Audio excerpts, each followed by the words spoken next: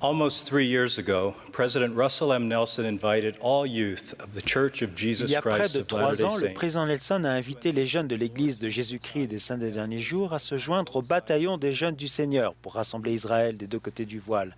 Il a dit « Ce rassemblement est la chose la plus importante qui se produit sur la terre aujourd'hui. Je suis absolument certain que vous, les jeunes, pouvez le faire et le faire très bien, grâce à, premièrement, votre identité et deuxièmement, votre grand potentiel. » Il y a 41 ans, 2 missionnaires de notre Église ont été guidés vers une maison du New Jersey aux États-Unis. Avec le temps, miraculeusement, les parents et leurs 10 enfants ont été baptisés. Comme l'a dit le prophète, ils ont laissé Dieu prévaloir dans leur vie, ou devrais-je dire notre vie. Je suis le 3e enfant. À l'âge de 17 ans, j'ai décidé de contracter l'alliance éternelle de suivre Jésus-Christ. Mais devinez ce que j'avais décidé d'autre. Je ne ferai pas de mission à plein temps. C'était trop. Et on ne pouvait pas s'attendre à ce que j'en fasse une, n'est-ce pas? J'étais tout nouveau dans l'Église, je n'avais pas d'argent. En outre, bien que je venais de terminer mes études secondaires dans l'un des lycées les plus difficiles à l'ouest de Philadelphie et que j'avais affronté des difficultés importantes, j'étais secrètement terrifié à l'idée de quitter mon foyer pendant 2 ans. Mais je venais tout juste d'apprendre que toute l'humanité, moi y compris, avions vécu avec notre Père Céleste en tant que ses fils et ses filles d'esprit avant notre naissance. J'avais cette connaissance et d'autres personnes avaient besoin de savoir que notre Père Céleste souhaite que tous ses enfants jouissent de la vie éternelle avec lui. Dans ce but, avant que quiconque ne vienne sur la terre, il a présenté à tous son plan parfait du salut et du bonheur dans lequel Jésus-Christ serait notre Sauveur. Malheureusement, Satan s'est opposé au plan de Dieu. Selon l'Apocalypse, il y eut une grande guerre, une guerre dans les cieux. Par la ruse, Satan a trompé un tiers des enfants d'esprit de notre Père Céleste, les poussant à le laisser prévaloir dans leur vie au lieu de Dieu. Mais pas vous. L'apôtre Jean vous a vu vaincre Satan par la parole de votre témoignage. Connaître ma véritable identité, notamment grâce à ma bénédiction patriarcale, m'a donné le courage et la foi d'accepter l'invitation de Spencer Kimball à rassembler Israël. Mes chers amis, il en sera de même pour vous. Le fait de savoir que vous avez vaincu Satan par la parole de votre témoignage une première fois vous aidera à aimer, à faire connaître et à inviter maintenant et pour toujours d'autres personnes à venir et voir, à venir et à aider, à venir et à prendre leur place, car la guerre pour l'âme des enfants de Dieu continue de faire rage. Qu'en est-il de votre grand potentiel? Prenez conscience que vous avez crié de joie à l'idée de venir dans un monde déchu où tous seraient confrontés à la mort physique et à la mort spirituelle. Seuls, nous serions incapables de surmonter ni l'une ni l'autre. Nous souffririons de nos propres péchés, mais aussi de ceux d'autres personnes. Nous allions vivre quasiment toutes les ruptures et les déceptions imaginables, avec, en plus de cela, un voile d'oubli sur notre esprit et le pire ennemi du monde nous accablant et nous tentant sans relâche. Tout espoir de retourner en la sainte présence de Dieu, ressuscité et purifié, reposait entièrement sur l'accomplissement de la promesse d'un seul être. Qu'est-ce qui vous a donné la force d'aller de l'avant? Henry Eyring a enseigné « Il fallait avoir foi en Jésus-Christ pour soutenir le plan du bonheur et le rôle de Jésus-Christ dans le plan quand vous en saviez si peu sur les difficultés que vous rencontreriez dans la condition mortelle. Quand Jésus a promis qu'il viendrait dans la condition mortelle et donnerait sa vie pour nous rassembler et nous sauver, vous n'avez pas seulement cru. Vous étiez des esprits nobles et vous aviez une foi extrême, que vous saviez que sa promesse était sûre. Il ne pouvait pas mentir. Vous l'avez donc vu comme s'il avait déjà versé son sang pour vous bien avant sa naissance.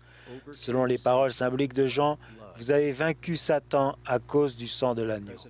Frère Hawkes a enseigné que dans ce monde-là, vous avez vu la fin dès le commencement. Supposez qu'un jour, avant de partir à l'école, un de vos parents vous fasse la promesse sûre que vous aurez droit à votre repas préféré en rentrant à la maison. Alors vous avez hâte en classe, vous vous imaginez déguster ce repas et vous en avez l'eau à la bouche. Vous racontez même cette bonne nouvelle à vos camarades. La perspective de rentrer chez vous vous procure tant de joie que les contrôles et les difficultés de l'école vous semblent faciles. Rien ne peut vous enlever votre joie ou vous faire douter, car vous savez que la promesse est sûre.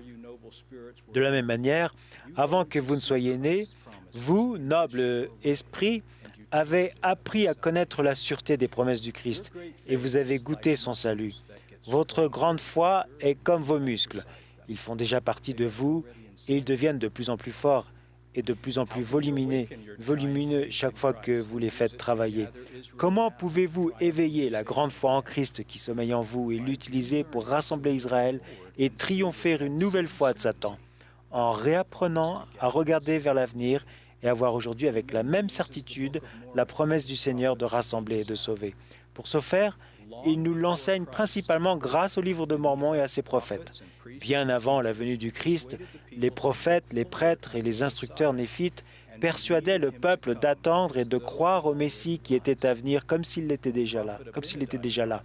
Le prophète Abinadi a enseigné « Et maintenant, si le Christ n'était pas venu dans le monde, parlant des choses à venir comme si elles étaient déjà venues, il ne pourrait y avoir de rédemption. » Alma et Abinadi regardaient vers l'avenir avec l'œil de la foi et considéraient la promesse de Dieu de sauver ses enfants comme déjà accomplie. Tout comme vous, ils ont vécu Satan à cause du sang de l'agneau et de la parole de son témoignage, longtemps avant la naissance du Christ. Le Seigneur leur a donné la capacité d'inviter et de rassembler Israël. Il en fera de même pour vous si vous regardez vers l'avenir avec foi. Participez au rassemblement d'Israël au niveau mondial dans vos propres cercles et invitez tout le monde. Des centaines de missionnaires se sont fiés à leur grande foi prémortelle en Christ en imaginant les personnes avec qui ils prenaient contact et qu'ils enseignaient, vêtus des habits de baptême et du temple. Dans un discours intitulé « Commencer en ayant la fin à l'esprit », le président Nelson a fait part d'un exemple personnel de cela et a demandé aux dirigeants de mission d'enseigner à nos missionnaires de faire la même chose. Le fait de savoir qu'ils ont exercé cette grande foi en Jésus-Christ dans la vie prémortelle a beaucoup aidé nos chers missionnaires à écouter le Sauveur et à éveiller leur grande foi afin de rassembler Israël comme Dieu l'a promis. De toute évidence, imaginez des mensonges nuit à la foi. Mes amis, si vous imaginez ou regardez des choses contraires à votre identité réelle, particulièrement la pornographie, votre foi en Christ s'affaiblira et finira par s'éteindre si vous ne vous repentez pas. Utilisez votre imagination pour affermir votre foi en Christ et pas pour la détruire. Le programme de développement pour les enfants et les jeunes est un outil fourni par notre prophète pour vous aider, vous les jeunes, à développer votre grande foi. Frère Oaks a enseigné, ce programme est conçu pour vous aider à devenir plus semblable au Sauveur dans 4 domaines, spirituel, social, physique et intellectuel. Si vous êtes des exemples dans la manière dont vous vivez l'Évangile, prenez soin d'autrui, invitez tout le monde à recevoir l'Évangile, unissez les familles pour l'éternité et organisez des activités amusantes, la grande foi en Christ que vous aviez dans la vie prémortelle se manifestera et vous donnera la force d'accomplir son œuvre dans cette vie. En outre, le fait d'avoir des buts personnels, en particulier des buts à court terme, vous aidera à réveiller votre grande foi. Quand vous vous fixez un but honorable, vous regardez vers l'avenir, comme vous l'avez fait auparavant, et vous voyez ce que notre Père Céleste veut que vous ou quelqu'un d'autre deveniez. Frère Cook a enseigné « Ne sous-estimez jamais l'importance de planifier, de se fixer des buts et d'inviter autrui avec l'œil de la foi. » C'est à vous de choisir. Le Seigneur a dit « Ils ont en eux le pouvoir de choisir par eux-mêmes. » Frère Anderson a expliqué « Votre foi ne grandira pas par hasard, mais par choix. » Il a ajouté que toutes les questions que vous vous posez trouveront une réponse grâce à la patience et à l'œil de la foi. Je témoigne que, premièrement, votre véritable identité et, deuxièmement, l'immense puissance de la foi en Christ en vous permettront de préparer le monde au retour du Sauveur en invitant chaque personne à venir au Christ et à recevoir les bénédictions de son expiation. Puissions-nous tous transmettre la joie liée à la promesse sûre du livre de Mormon.